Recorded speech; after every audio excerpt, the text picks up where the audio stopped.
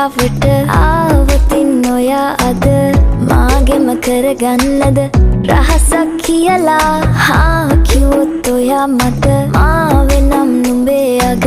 රැජිනිය සදහට මං දෙවරක් නොහිතා සැරෙන් සැරේ කෝලෙන් බල බලා ඇසේ අස්සෙන් බොරුවට එපා වගේ හිඳින්න එපා රවන්න එපා ටිකෙන් ටිකේ ආලෙන් පුරවලා හිතේ හිස්තැන් නුඹ මට හිතක් වටින කෙනා නිසා චුට්ටක් කතාවට ආවොතින් ඔයා අද මාගෙම කරගන්නද රහසක් කියලා කිව්වොත් ඔයා මට මාවෙනම් නුඹේ අග රැජිනිය සදහට මං